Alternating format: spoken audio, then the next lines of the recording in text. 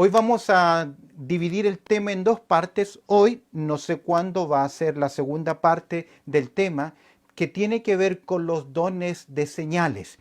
En Primera de Pedro, en capítulo 4, verso 9, dice lo siguiente: cada uno según el don que ha recibido, ministrelo a los otros. Tenemos la responsabilidad de descubrir cuáles son nuestros dones. Hemos dicho que tenemos en el Nuevo Testamento cuatro pasajes, cuatro libros, cuatro capítulos donde se nos describen los dones espirituales. Primera a los Corintios capítulo 12, Romanos capítulo 12, Efesios en el capítulo 4 y Primera de Pedro en el capítulo 4. Estamos mirando en verso 9 que dice cada uno, en Pedro, según el don que ha recibido, ministrelo a los otros como buenos administradores de la multiforme gracia de Dios. Cuando nosotros tomamos el listado de dones, podemos clasificarlos de varias formas. Y para nuestro estudio los hemos clasificado en tres partes: dones de comunicación, dones de servicio y dones de señales. Cuando hablamos de los dones de comunicación nos referimos a aquellos que tienen que ver con el habla, con la oratoria, con la edificación en el sentido de la enseñanza o comunicación de la palabra de Dios. Es por eso que Pedro dice que el que hable, hable conforme a las palabras de Dios, tanto en Romanos capítulo 12 como también como Pedro. Y los dones de comunicación son apóstol, profeta, evangelista, pastor, maestro, los que tienen el don de enseñanza, exhortación, los que tienen palabra de ciencia, palabra de sabiduría, entendiendo que algunos vemos que palabra de ciencia y palabra de sabiduría tuvieron su uso principalmente antes de la escritura del Nuevo Testamento. Luego tenemos los dones de servicio, que son ayuda o servicio, donde repartir o dar, gobernar, presidir, misericordia, fe, discernimiento, que son dones que tienen que ver más que nada con el servicio, con la conducción, con la dirección, con la guía del pueblo del Señor. Y luego tenemos cuatro dones claros que son considerados como dones de señales. Me refiero a milagros, me refiero a sanidades, lenguas e interpretación de lenguas. Ahora vamos a considerar estos dones, entendiendo los dones de señales. Vamos a ver dos. Y en nuestro próximo estudio, que será en un par de semanas más, si el Señor lo permite, vamos a terminar esta serie de descripción y detalles acerca de los dones del Espíritu Santo. Pero déjame decirte algo y anticipar. Dentro del estudio de los dones del Espíritu Santo, estos cuatro que voy a mencionar históricamente han zanjado distinciones y también denominaciones. La distinción comienza a finales de los años 1800, donde algunos creyentes buscan repetir la experiencia del día de Pentecostés en la famosa calle Azusa, allá en los Estados Unidos, y un grupo de estudiantes bíblicos experimentan lo que ellos llamaron un nuevo Pentecostés, y de ahí surge la denominaciones, la línea pentecostal, históricamente cuadrangular, asambleas de Dios, etcétera, y el resto de denominación de la línea pentecostal. Se denominan así porque consideran que todos los dones están completamente vigentes, y especialmente este don de señal que tiene que ver con lenguas o interpretación de lenguas. Y para ellos la evidencia que un creyente tiene el Espíritu Santo es que tiene la capacidad de hablar en lenguas. Y surge de esa forma una denominación. Luego en la historia, después de a mitad de los 1900, viene otras olas donde el movimiento de este tipo de experiencia se traslada no de la denominación de línea pentecostal, sino también a otras denominaciones. Cuando ese movimiento se produce, estamos hablando del movimiento carismático. Movimiento carismático porque, como la palabra lo dice, busca el fenómeno o la práctica de los carismas, especialmente los dones que tienen que ver con señales públicas. Entonces ya deja de ser una denominación y se mueve a diferentes denominaciones, y eso produce el movimiento carismático. Y en la historia, en los 1900, surgen también la tercera ola de poder, donde algunos predicadores con mucha oratoria buscaban repetir especialmente estos dones de milagros, estos dones de sanidades, estas evidencias de lenguas y de interpretación de lenguas, y surgen los movimientos de poder, donde comienzan a desarrollarse campañas que giran en torno a sanidades, a milagros. Hoy en día hay un surgimiento en Efesios capítulo 5 de buscar los 5 ministerios: apóstoles, profetas, evangelistas, pastores y maestros. Y se dice que los creyentes y las iglesias deben girar en torno a estos 5 ministerios. Creemos que hay ciertos tipos de dones que hoy no están operativos porque cumplieron su finalidad. Cuando hablamos de cumplir su finalidad, nos referimos que cumplieron su propósito con excelencia. En Efesios capítulo 2, verso 20, Pablo nos dice que profetas y los apóstoles pusieron un fundamento. ¿Qué fundamento? Es el fundamento doctrinal. Dios hoy no está otorgando mayor revelación. Si hay alguien que dice, yo recibí revelación, tiene que ser conforme a la palabra de Dios. Si es adicional, aparte de la palabra de Dios, se debe rechazar, porque solamente aceptamos lo que viene de la palabra del Señor, porque ella es nuestro filtro. En Pedro, su segunda carta, estudiábamos y decíamos en el capítulo 1 que Pedro tuvo una experiencia, estuvo en el día de la transfiguración del Señor Jesucristo. Él le llama el Monte Santo, lo puedes leer en Mateo capítulo 17, y él oyó la voz del Padre, y él vio a Jesús transformarse, pero Pedro dice, tenemos la palabra profética más segura, queridos. El filtro de nuestras convicciones, las decisiones que nosotros tomamos, no es lo que yo siento acerca de las Escrituras, no es lo que yo quiero acerca de las Escrituras, es lo que la palabra de Dios nos enseña. Pablo nos dice examinarlo todo y retener lo bueno. El filtro que hoy tenemos para considerar, para evaluar, para determinar nuestras convicciones, tiene que ser la palabra de Dios. Si usted dice, no, es que yo me siento por mi experiencia, es completamente respetable, seguimos siendo hermanos, no hay ningún problema, pero tiene que observar que muchas veces nuestras convicciones son más subjetivas que objetivas, están más sujetas a mi opinión, mis sentimientos, que el consejo de la palabra de Dios. Y de ahí entonces la importancia de estudiar la palabra de Dios. Debemos respetarnos, debemos amarnos. Si somos creyentes, si has recibido a Cristo como tu Salvador personal, somos hijos de Dios, pero no siempre caminamos juntos en algunos puntos doctrinales. Y es importante, donde usted se encuentre, sea en nuestra iglesia o en otra iglesia, donde usted esté, usted debe tener un común denominador doctrinal con los hermanos y hermanas de la iglesia donde usted está. Dice Amós 3:3, andarán juntos por el camino si no estuviesen de acuerdo. No buscamos sentirnos bien en una iglesia, porque es posible que no siempre nos sintamos bien, pero debemos estar en un lugar donde se nos enseñe la palabra de Dios, donde nosotros podamos descansar. Sí, me abre las Escrituras y me ayudan a estudiar, perdón, las propias Escrituras, la palabra de Dios. Esa es la importancia. Es por eso que en Hechos capítulo 2, verso 42, que los que se convirtieron, dice que perseveraban en la doctrina de los apóstoles. ¿En qué perseveraban? En la doctrina.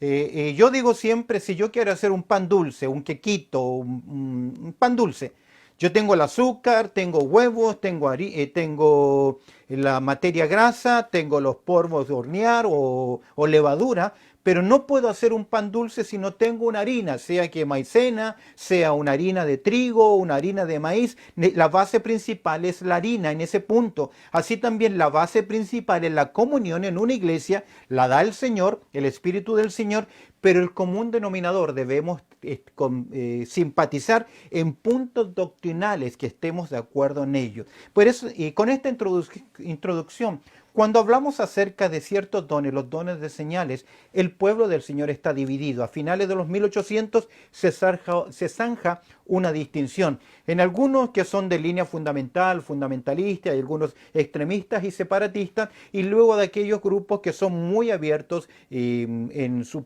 pensar, en su sistema doctrinal.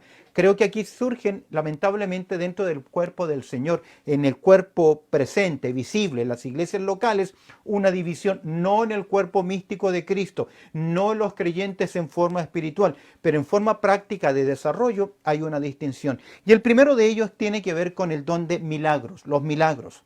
Interesantemente, cuando vamos al Nuevo Testamento, nos vamos a encontrar con tres palabras que son traducidas para nosotros milagros o señales, que describen aquel acontecimiento especial. Cuando hablamos de milagro, de que un creyente hacía milagro, es una persona que fue capacitada por el Espíritu Santo para hacer cosas que eran sobrenaturales.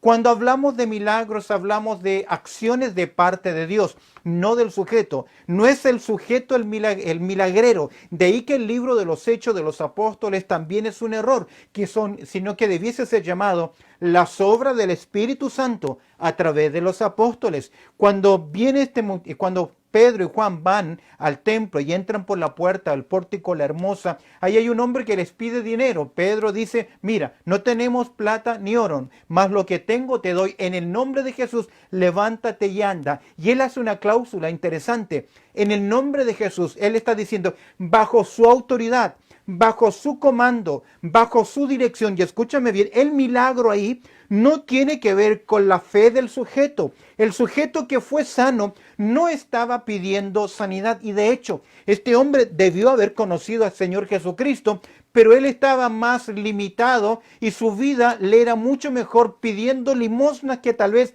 restaurándose su salud física. No lo sé, ahí especulo. Pero vemos que este personaje no pide un milagro a Pedro, pero Pedro dice, en el nombre de Jesús. Y aquí no es que el nombre de Jesús es la llave, sino que bajo el nombre por el cual él estaba, bajo la autoridad, porque recuerda que el Señor Jesucristo dio capacidad de hacer señales, prodigios y milagros, no a todos los creyentes. No todos los creyentes del primer siglo hacían estos milagros. ¿Por qué? Porque si fuese que todos los creyentes realizasen los mismos milagros con los mismos dones, no se entendería la enseñanza de Pablo en Corintios capítulo 12, ya que en Corintios capítulo 12 Pablo dice, hermanos, hay diversidad en la unidad como el cuerpo. El cuerpo es uno y tiene muchos miembros. Así también Cristo, siendo muchos, somos uno en Cristo. Y lo que Pablo enseña en 1 Corintios capítulo 12 es para hacerles ver que no todos los creyentes tienen el mismo don espiritual. Si todos los creyentes tuviesen el mismo don espiritual, mira qué interesante. ¿Cómo sería entonces nuestro cuerpo? ¿Solo manos?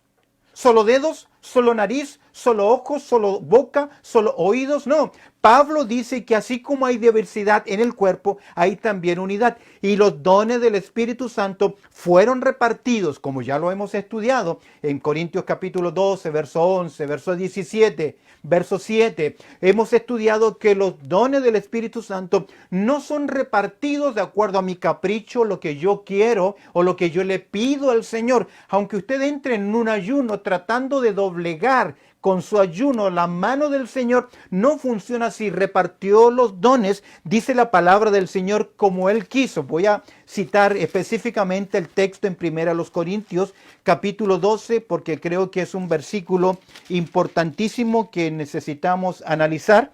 Dice que, verso 11, pero todas estas cosas las hace uno, el mismo Espíritu, repartiendo a cada uno en particular como Él quiere, no como yo quiero, sino como Él quiere. Si retrocedes al verso 7, dice, pero a cada uno le es dada la manifestación del Espíritu para provecho. El término provecho significa el bien común, el desarrollo, la edificación del pueblo del Señor. Es por eso que en medio de esta exhortación, porque Corinto tenía un gran problema, creían los hermanos que aquellos que tenían dones de señales, especialmente el don de lengua, eran más importantes, eran más espirituales, y mientras menos los entendiese la congregación, más misterio y relación tenían con Dios. Pablo quiere corregir, y en medio de la enseñanza del capítulo 12 de los dones y el capítulo 14, la importancia de la profecía sobre el don de lenguas, está el capítulo 13. ¿Y qué hay en el capítulo 13?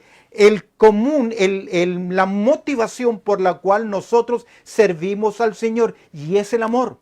Y si yo tengo un don, dice el apóstol Pablo, debe ser motivado, debe ser utilizado bajo esa razón, el buscar el bien de los demás, ya que el amor no busca lo suyo. Y si yo tengo un don que me autoedifico, me edifico a mí mismo, hay un problema, porque el don no fue dado para mi autoexaltación, para mi autoedificación, sino que fue entregado para la edificación del cuerpo de Cristo, porque el amor no busca lo suyo. Cuando vamos al don de milagros, hay 3 palabritas que se utilizan como milagros. Esa que se traduce como maravillas o señales, que es la palabra dunamis, que significa a la naturaleza, a la energía. Dunamis, ¿te suena algo? Dínamo, dunamis, un generador, es alguien que da esa capacidad. Teras es la otra palabra que se utiliza en griego que describe prodigios. Tú encuentras estas palabras en Hechos capítulo 2, verso 22, en Hebreos capítulo 2, verso 4. Y voy a leer 2 versículos, o 3. Hebreos capítulo 2, o primero en orden. Vamos a 2 Corintios capítulo 12, verso 12.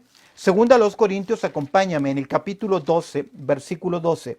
¿Por qué te pido que me acompañes? Porque este texto es interesante. Segunda a los Corintios 12, 12. Pablo está defendiendo su ministerio apostólico y observa lo que él dice en versículo 12. Con todo, las señales de apóstol han sido hechas entre vosotros. Es decir, estaban dudando del ministerio apostólico de Pablo en Corinto. Y Pablo le dice, cuando yo estuve con ustedes, cuando fundé la iglesia, cuando los llevé a Cristo, la predicación no fue con palabras de vana palabrerías, hablando acerca de mí mismo, sino con evidencia del poder del Espíritu Santo. Y Pablo lo dice aquí, con todo, las señales de apóstol han sido hechas entre vosotros. Y mira, ¿con qué? Con toda paciencia, por señales, prodigios y milagros.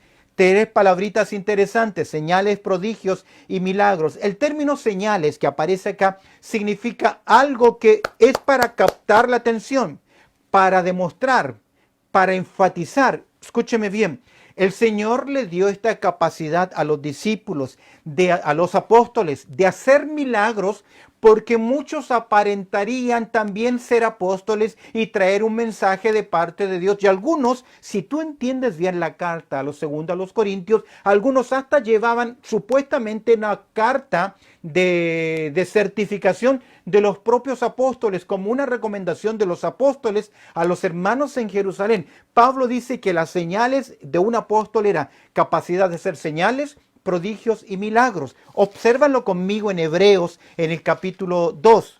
Hebreos, la carta a los Hebreos, allá en el capítulo 2, observa conmigo el versículo 2, dice lo siguiente, Hebreos, en el capítulo 2, dice el verso 3, ¿cómo escaparemos nosotros si descuidamos una salvación tan grande? La cual, habiendo sido anunciada primeramente por el Señor, no fue confirmada por los que le oyeron. Es decir, que el Señor Jesucristo confirmó el ministerio de estos hombres con señales, prodigios y milagros. Obsérvalo conmigo. Verso 4, Hebreos capítulo 2, verso 4. Testificando Dios juntamente con ellos. ¿Quiénes son ellos? Los apóstoles. ¿Cómo confirmó el Señor? Con señales, prodigios y diversos milagros, repartimiento del Espíritu Santo según su voluntad. Quiero que veas conmigo en Marcos capítulo 16 el acontecimiento, lo que el Señor prometió, ya que Hebreos capítulo 2 dice que el Señor lo cumplió, pero en Marcos capítulo 16 vemos el anuncio de lo que el Señor haría con ellos. Mira conmigo, Marcos capítulo 16. Dice, verso 15, y les dijo, id por todo el mundo y predicar el evangelio a toda criatura, que creyere y fuera bautizado será salvo, mas el que no creyere será condenado. Observa el verso 17, y estas señales seguirán a los que creen, en mi nombre echarán fuera demonios, hablarán nuevas lenguas, tomarán en las manos serpientes, si bebieren cosas mortíferas no les harán daño, sobre los enfermos pondrán sus manos y sanarán.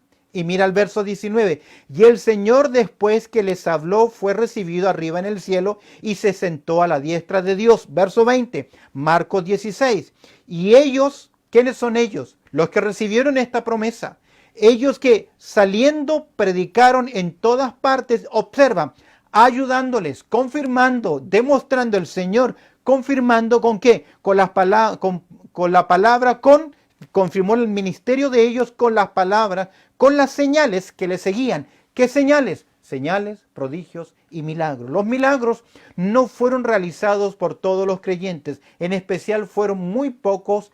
Principalmente fueron los apóstoles. Lee en Hechos capítulo 5, vas a ver en verso 12 que por mano de los apóstoles se hacían señales, prodigios y milagros. Ahora, déjame decirte algo con respecto a los milagros en la Biblia.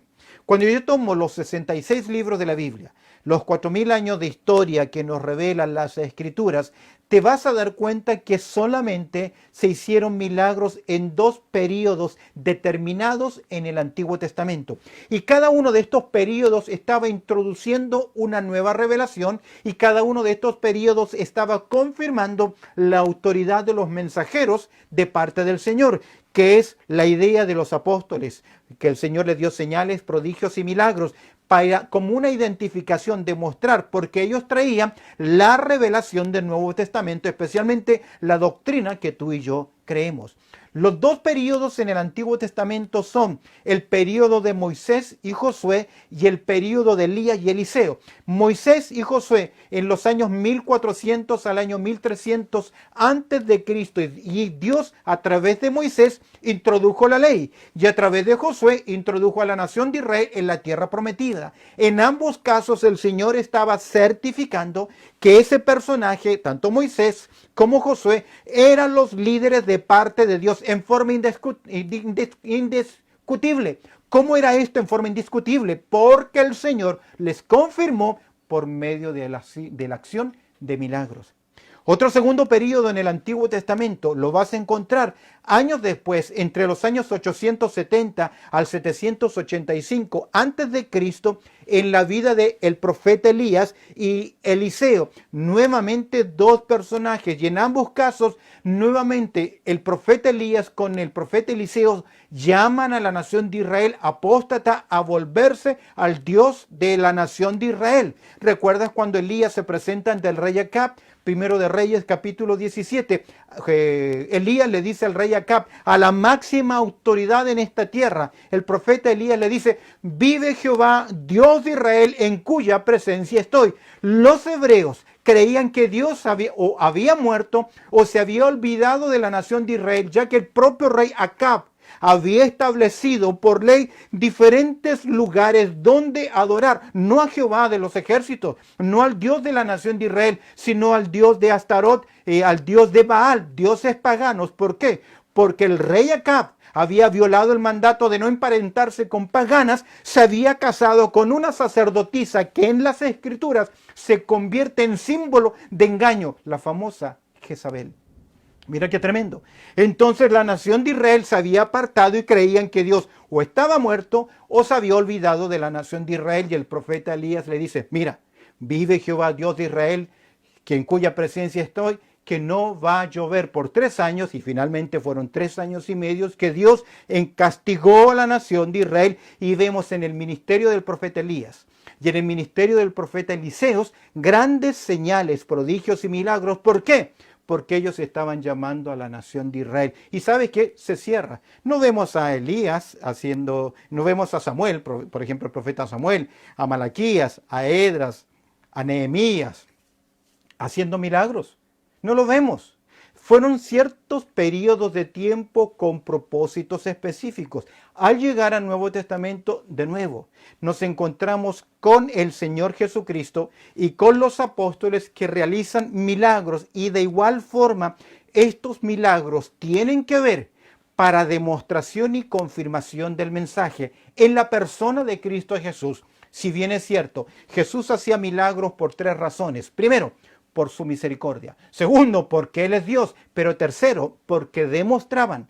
Cada uno de los milagros que hacía el Señor Jesucristo demostraban que realmente Él era el Mesías. En otras palabras, era la evidencia de que Jesucristo era el Mesías prometido a la nación de Israel. ¿Por qué? Isaías 61 lo dice: el Espíritu del Señor capacitaría al Mesías para hacer señales, dar libertad. En Mateo capítulo 11, cuando Juan el Bautista, que anunció a Jesús como rey, lo anunció a la nación de Israel, él manda a preguntar: ¿eres tú el que ha de venir? ¿Qué le dice Jesús a través de los discípulos? Y envía el mensaje a Juan. Díganle a Juan lo que ven y oyen. ¿Qué ven? Los ciegos ven, los cojos andan, los muertos resucitan. Milagros. ¿Por qué? Porque los milagros que hizo nuestro Señor Jesucristo, si bien Él es Dios, si bien Dios tiene misericordia, en tercer lugar, importante, fueron realizados con propósitos específicos. Demostrar que Él era el Mesías. Ahora, hay lugares donde Jesús no pudo hacer milagros. ¿Por qué? Porque no creyeron a su persona. De hecho,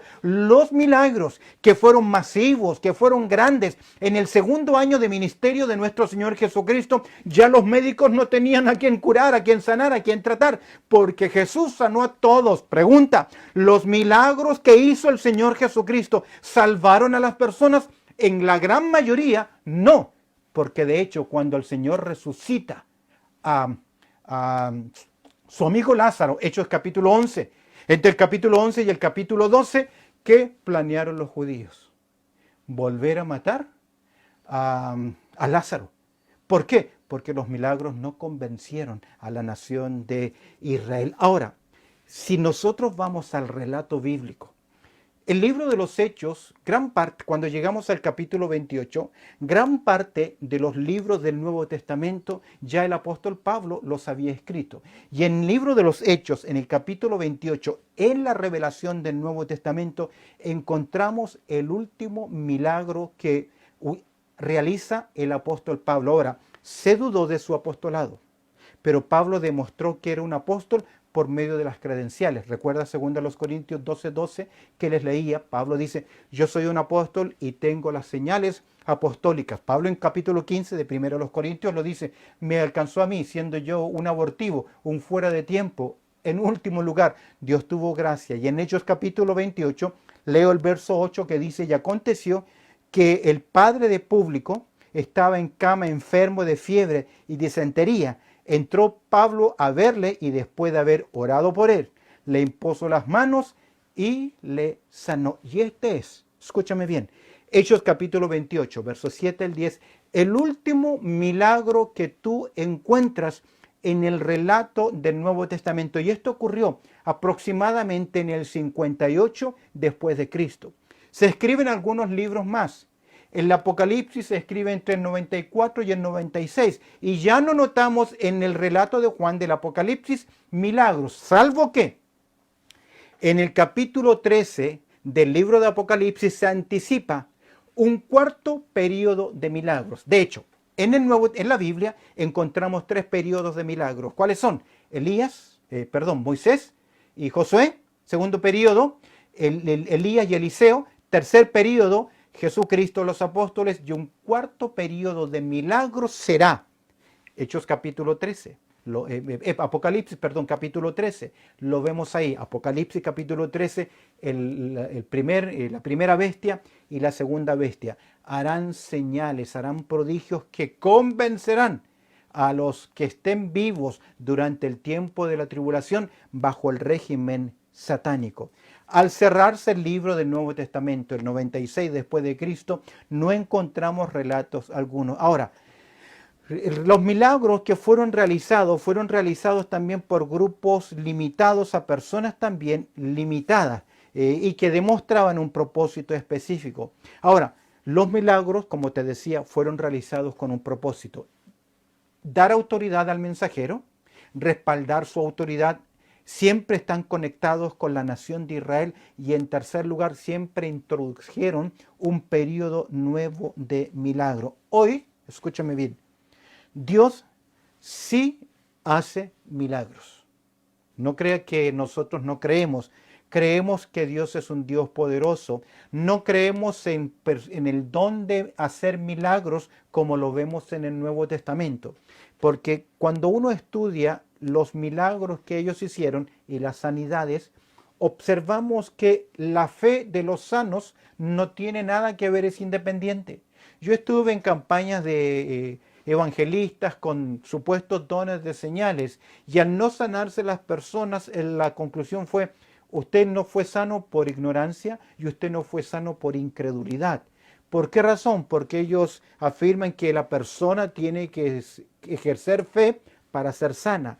El don de milagros y el don de sanidad era independiente a la fe del sujeto enfermo. Dorcas, ¿qué fe tenía para ser resucitada? Ninguna. Este hombre paralítico no le pidió a Pedro y a Juan sanidad, sino dinero, pero se realizó el milagro. ¿Por qué? Porque la capacidad estaba en el sujeto. Hoy sí yo creo que Dios hace milagros porque Él es todopoderoso. Pero escúcheme bien, esos milagros ocurren de acuerdo a sus propósitos y su voluntad. Yo creo que el pueblo del Señor debe orar, el pueblo del Señor debe ayunar, el pueblo del Señor debe buscar dirección, pero creer que porque yo me sujeto a un ayuno voy a doblegar y voy a lograr que Dios cambie de opinión acerca de algo, ese es un error, porque el barro no tiene ninguna autoridad sobre el alfarero. A veces confundimos, escúchame bien, la providencia divina con milagros sobrenaturales. Los milagros son acontecimientos de Dios sobrenaturales, no humanamente explicados, son contra naturaleza, pero a veces los cuidados de la providencia divina son circunstancias que Dios mueve y Dios hace. El niño está a punto de caer si tú te giras y logras afirmarlo. No es ahí un milagro, sino es una intervención humana, de la naturaleza humana. Los milagros son contra la naturaleza y son obrados de forma soberana. Ahora, si los milagros fueran cotidianos, fueran diarios, ya no serían milagros, serían comunes. Dios obra sin duda alguna, pero alguno me dirá, pero pastor, usted está negando que las Escrituras dicen en Hechos capítulo 13, en Hebreos capítulo 13, verso 8, que Jesucristo es el mismo ayer y hoy y por los siglos. En ninguna manera. En ninguna manera. Ahora, Hebreos capítulo 13, verso 8, que dice que Jesucristo es el mismo ayer y hoy y por los siglos, ahí se nos está describiendo el carácter esencial, la naturaleza esencial de nuestro Señor Jesucristo, no su forma de obrar con los hombres, porque de hecho, a través de la revelación bíblica, Dios no siempre ha tratado con el hombre de la misma forma. ¿Cómo me dice usted eso?, preguntará. Hay una gran diferencia entre la relación que Dios tenía con el hombre antes de la caída y después de la caída, ¿o no? Antes conversaban cara a cara, pero después de la caída el hombre se escondió y vino el pecado. No es lo mismo. ¿Dios ha cambiado? No, porque antes de la caída y después de la caída el carácter de Dios no cambia. Lo que es pecado siempre será pecado. Pero en la historia bíblica o en las dispensaciones vemos que Dios va relacionándose con el hombre de acuerdo a la revelación que ellos reciben. En la ley el hombre se acercaba a Dios por medio de sacrificios, por medio de ofrendas, por medio de un sujeto que era el sumo sacerdote. Hoy nosotros, usted y yo, no nos acercamos al cielo ante el trono de la gracia por medio de sacrificios y por medio de la ofrenda o por un hombre, sino que ahora por la persona de Cristo Jesús. Ahora Cristo no ha actuado siempre de la misma forma. Hay una gran diferencia antes de su encarnación y después de su encarnación. Antes de su encarnación se manifestaba como el ángel de Jehová, en representación de Jehová, pero después de su humanidad, Él adquiere en el tiempo y en la historia de los hombres naturaleza humana. No es lo mismo antes de Cristo que después de Cristo, y aún no es lo mismo antes de su glorificación y después de su glorificación, porque en esencia, en la gloria futura, cuando veamos nosotros a Dios, no veremos a Dios porque Dios es espíritu, pero veremos a la imagen de Cristo Jesús, a Jesucristo, el Dios hecho hombre, y a Él adoraremos por toda la eternidad, a Jesucristo, el Theoantropos, el Dios hecho hombre que habitó con nosotros. No siempre ha actuado de la misma forma. Hoy Jesús no está haciendo los milagros que Él realizó cuando estuvo en esta tierra.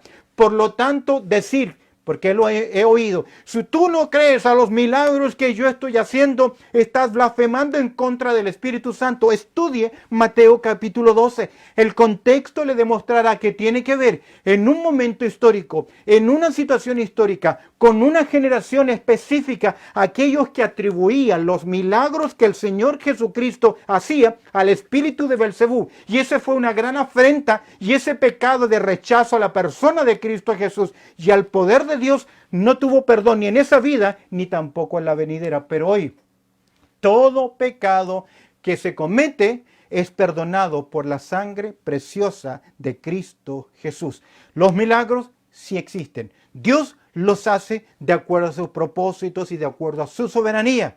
pero si fuesen cotidianos, dejarían de ser milagros. Quiero cerrar porque el tiempo se fue en el día de hoy con mi propia experiencia.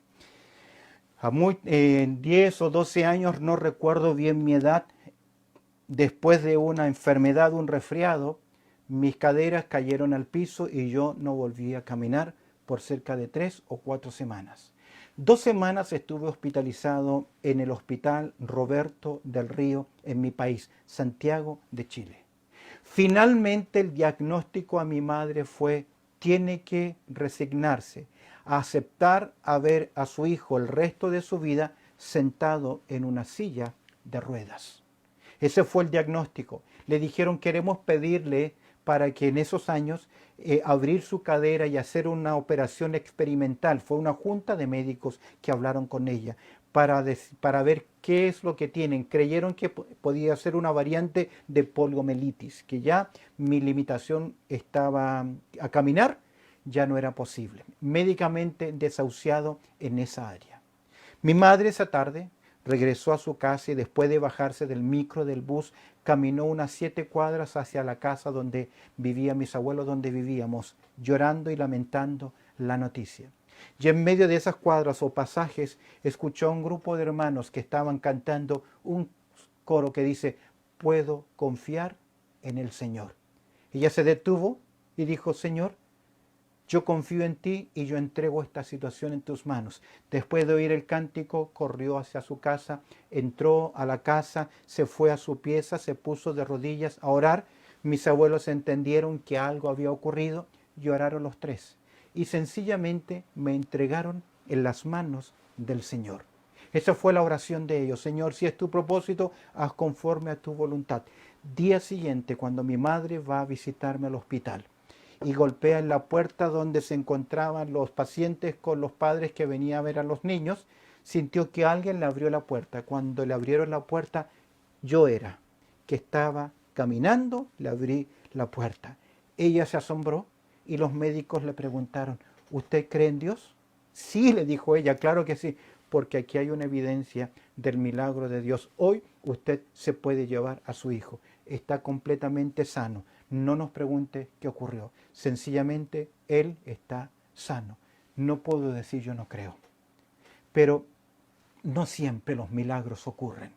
Hay veces en que tenemos un cáncer, otra limitación o consecuencias, enfermedades crónicas, donde Dios no interviene milagrosamente. Pero a veces, cuando Dios no interviene milagrosamente, Dios le ha dado la capacidad a los médicos. Es por eso que Jesús dijo: los sanos no necesitan un médico, son los enfermos los que necesitan un médico. Y a veces Dios obra a través de la medicina convencional, a través de un tratamiento.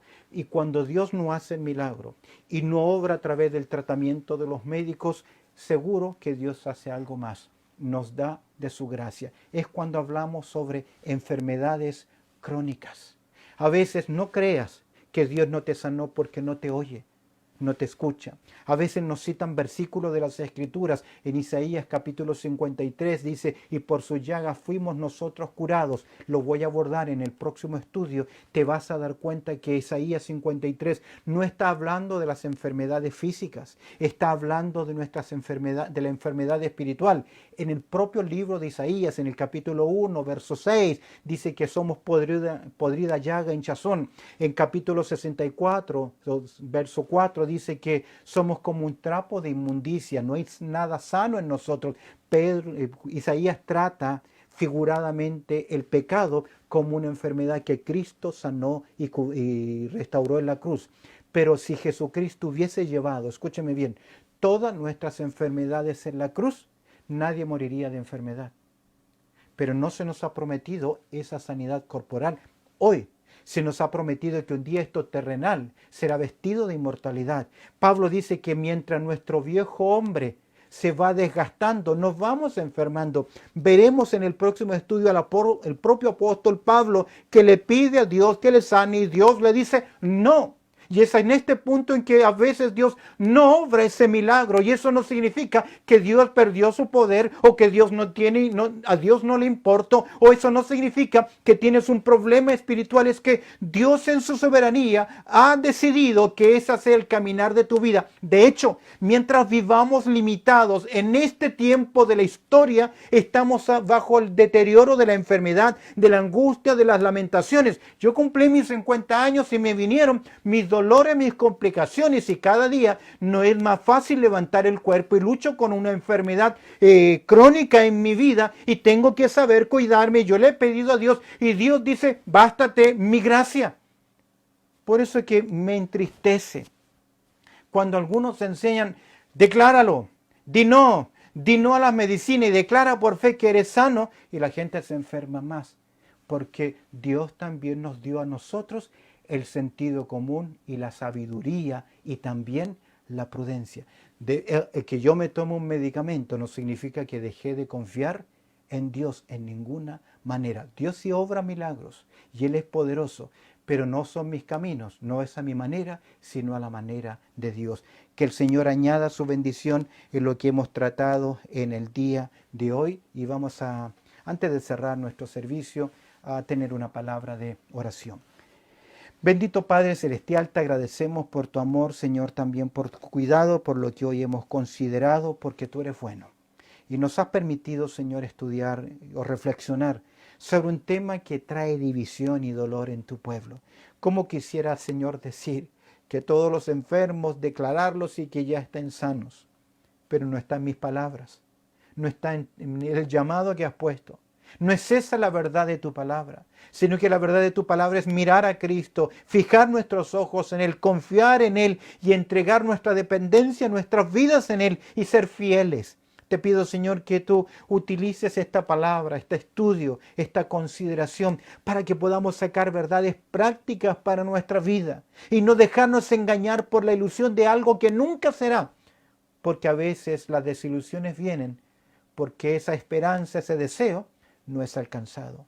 Añade tu gracia y tu bendición a mis hermanos y hermanas que están luchando con salud, que tal vez no se van a recuperar en esta vida, pero sabemos que vamos a recibir cuerpos nuevos y jamás estaremos limitados ni al dolor, ni a la lágrima, ni a la enfermedad, ni tampoco a la muerte. Pero mientras ese acontecimiento no venga, ayúdanos a permanecer fieles en este peregrinaje. Recibe tú la gloria, pues oramos a través del precioso nombre de Cristo Jesús. Amén